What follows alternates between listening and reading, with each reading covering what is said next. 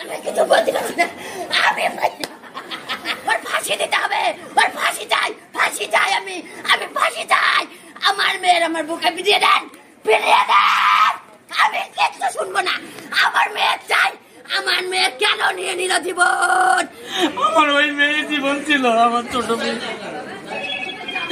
যখন বলতো তখনই আমি সব নিজে দিয়ে আসতাম, আমার নিজের মোটরসাইকেল যাচ্ছে। যখন বলতো বাবা তুমি এটা নিয়ে আসলাম, তখনই দিয়ে আসছি। কি করবো? অন্তঃসত্ত্বা স্ত্রীর পেটে চাকু মেরে খুন করার অভিযোগ উঠল স্বামীর বিরুদ্ধে। আমার মেয়েটাকে ছুরি মেরেছে জামাই, অশান্তি গন্ডগোল যাই হোক, আমার মেয়েটাকে তো আমার কাছে ফিরিয়ে দিতে পারত।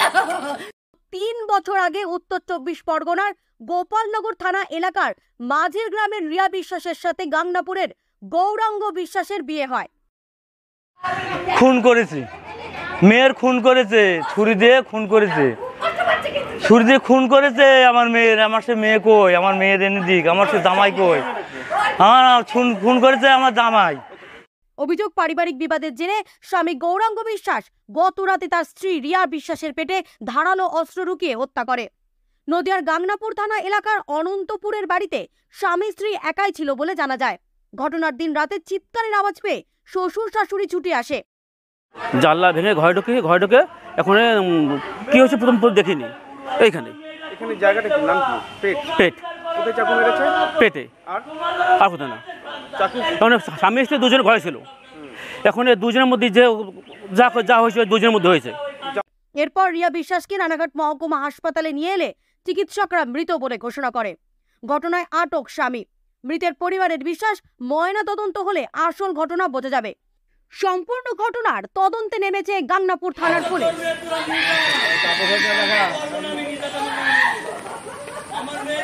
আমি এর বিচার চাই, আর কিচ্ছু চাই না।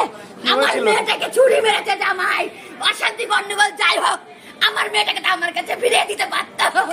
ওর একটা খুঁড়া করে দিত ঠ্যাং, আমি মেনে নিতাম। ওর জীবনটা কেন নিল?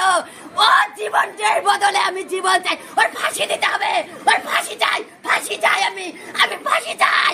আমার মেয়ের আমার বুকে বিধিয়ে দেন, বিধিয়ে দেন।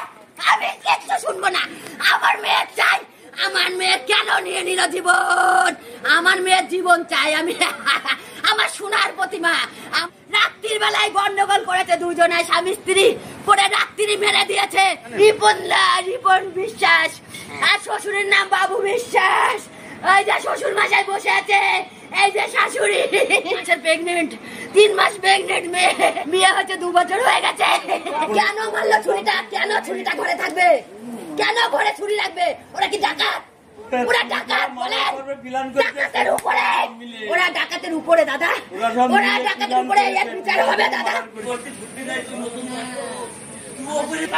কালকে আমার বিকেলবেলা ফোন করে আমার মেয়ে, বলে বাবা তুমি কি করছো? আমি দোকান খুলছি মা, আমি সবে দোকান রেডি করেছি, দোকান খুলছি।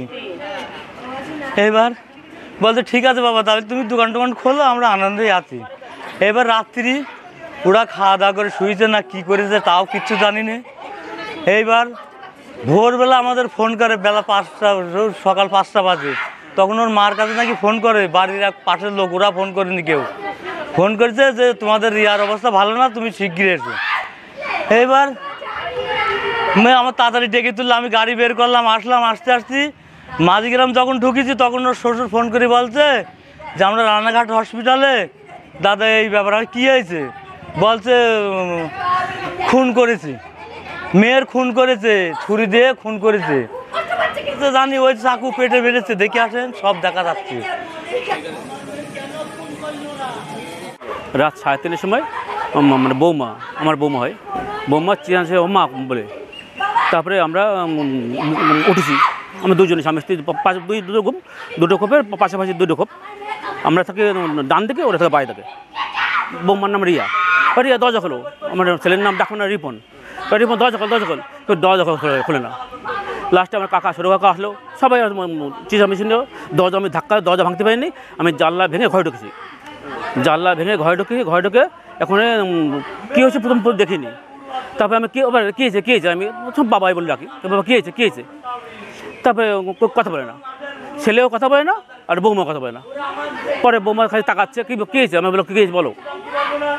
পরে দেখি যে পরে প্রথম দেখিনি, পরে দেখেছি যে মানে তো মানে কী হয়েছে পরে অন্ধকারের ব্যাপার। কোথায় চাকু মেরেছে?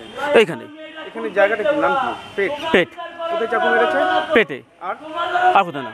এখন তাও দেখিনি, এখন স্বামী স্ত্রী দুজনে ঘরে ছিল।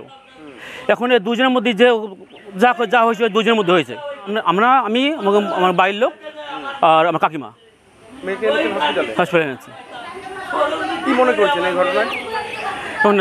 এখন কি বলতে পোস্টমর্টমের পরে বলা যাবে কী হয়েছে। আমি ব্যুরো রিপোর্ট, বর্তমান ভারত।